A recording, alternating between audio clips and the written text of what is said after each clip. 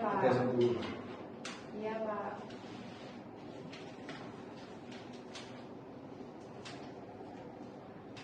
Oke, Assalamualaikum warahmatullahi wabarakatuh. Waalaikumsalam warahmatullahi wabarakatuh.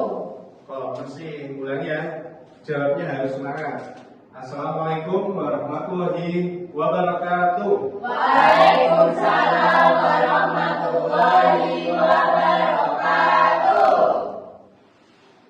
Jadi kalau Bapak tanya gimana kabar kalian, kalian jawab Alhamdulillah, sehat, kuat, luar biasa. Nanti ya. Baik Pak. Gimana kabar kalian hari ini? Alhamdulillah, sehat, kuat, Luar biasa. Ulangi ya, Bapak.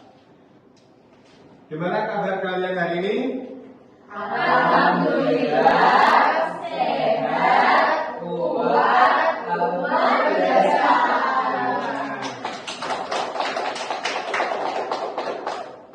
Jadi alhamdulillah karena kalian sudah semangat, berarti kalian sudah siap ya untuk melakukan pembelajaran pada siang hari ini. Iya Pak. Sebelum memulai pembelajaran, silakan kalian tengok kanan kiri kalian. Ada yang tidak masuk atau Ada Pak. Ada, Pak. siapa?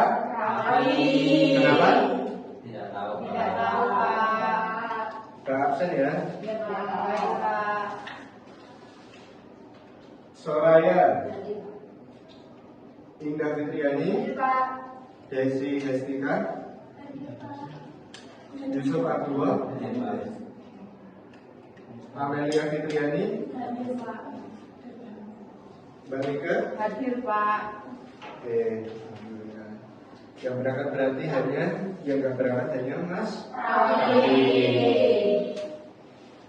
Oke, pada pertemuan siang hari ini kita akan belajar bersama mengenai teks fabel, yaitu memahami struktur dan alur dalam teks fabel.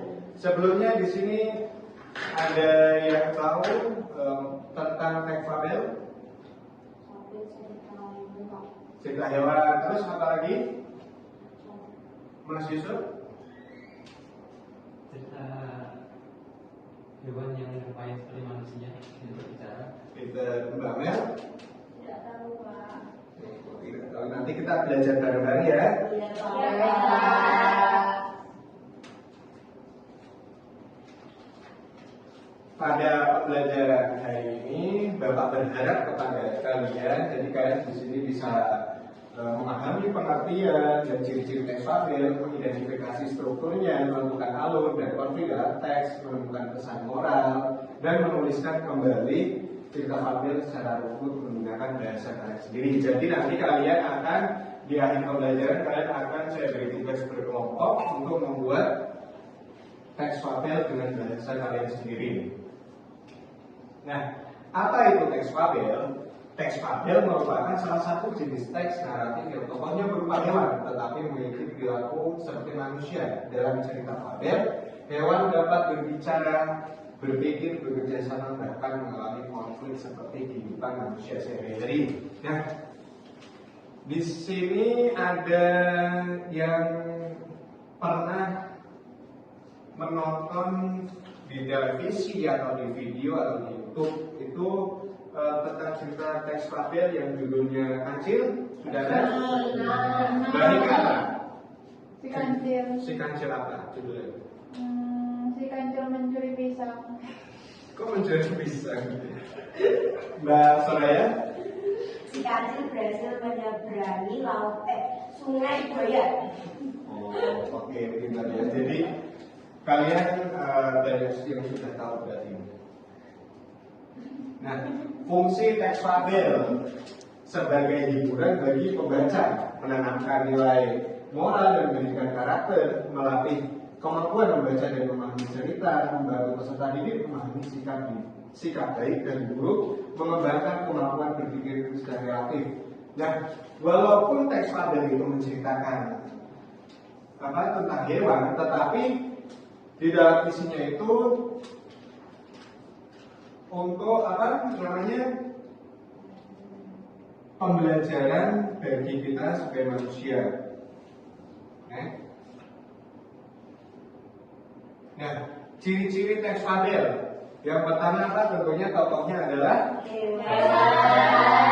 kemudian kemudian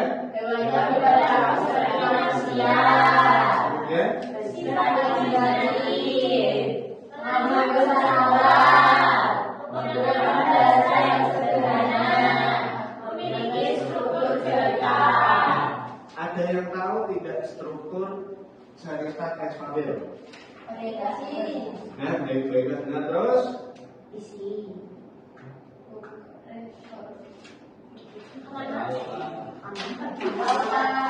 Tidak tahu lah siapa.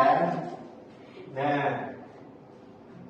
struktur teks fabel yang pertama itu adalah seperti yang tadi saya sebutkan apa? Biasanya bagian awal cerita yang berisi pengenalan, tokoh, kata tempat, waktu, dan suasana cerita. Kemudian nah ini bagiannya munculnya masalah atau konflik yang dialami tokoh. Kemudian bagian apa? Resolusi ini. Kemudian kode. Pesan moral. Terus oke, pintar. Jadi kode itu bagian akhir yang berisi pesan moral atau amanah di dalam cerita. Nah, ada 3 alur yang terdapat dalam teks fabel. Yang pertama apa? Alur maju itu apa? Ceritanya berjalan maju. Iya, itu dari awal hingga akhir. Pintar. Nah, alur maju itu adalah cerita yang disampaikan secara runut dari awal hingga Akhir. kemudian alur mundur. Alur mundur dimulai dari masa kini lalu kembali menceritakan masa lalu sang tokoh. Kemudian yang terakhir apa? Campuran berarti apa? Gabungan antara maju mundur. Nah, gabungan dari alur maju dan alur. Nah, konflik dalam teks fabel. Nah, konflik dalam teks fabel ini merupakan masalah atau pertentangan yang dialami tokoh dalam cerita. Konflik membuat cerita menjadi lebih menarik dan menegangkan. Yang pertama adalah penyebab konflik. Alasan munculnya pertentangan dalam cerita. Contohnya, gagak mengejek burung pipit karena tubuhnya kecil. Kalian ada contoh lagi nggak tentang penyebab konflik?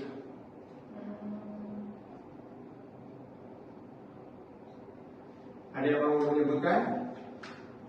Mbak Amel, sepertinya paham? Mau menyebutkan? Nanti kita belajar bersama-sama, oke? Terus konflik itu adalah masalah utama yang terjadi dalam cerita. Contohnya, kucing dan tikus saling berebut makanan. Kemudian yang terakhir adalah akibat konflik. Akibat konfliknya adalah dampak dari masa terjadi. Contohnya, kucing terjebak. Oke, pintar. Nah, ini adalah contoh teks fabel sesuai dengan orientasi, komunikasi, resolusi, kode. Sekarang tanggal berapa? 25. Absen nomor 5 siapa? Amin. Tadi tidak saya orientasi. Terus Mas Yusuf komunikasi, Mbak Desi resolusi, dan Mbak Indah kodenya. Ayo Mbak Indah dibaca. Maju Pak. Dari situ aja kalau kelihatan. Kelihatan atau tidak? Ya, silakan. Pada suatu hari di sebuah hutan, hiduplah seekor kelinci yang sangat cepat berlari dan seekor kura-kura yang berjalan lambat.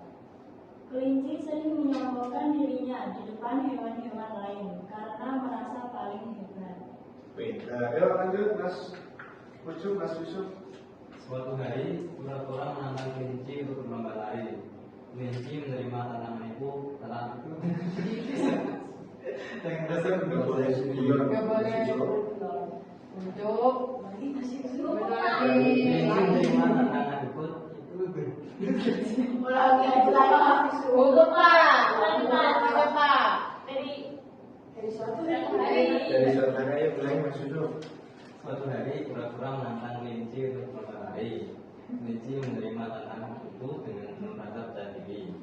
Saat lomba kelinci berlari sangat cepat hingga jauh meninggalkan kura-kura. Karena merasa pasti menang, kelinci berhenti di bawah pohon dan berlindung. Sementara itu, kura-kura berjalan perlahan tanpa menyerah. Ia tetap fokus menuju garis akhir. Ketika kelinci terbangun, ternyata kura-kura sudah hampir mencapai finish. Kelinci pun berlari sekuat tenaga tetapi terlambat. Akhirnya, kura-kura memenangkan perlombaan. Kelinci merasa malu dan menyadari bahwa sikap sombong hanya akan membawa kerugian. Sejak saat itu, kelinci belajar untuk tidak meremehkan orang lain.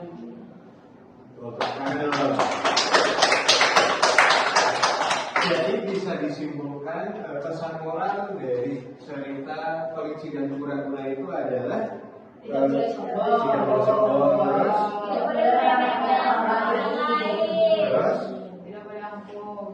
pintar bahasa Raya apa?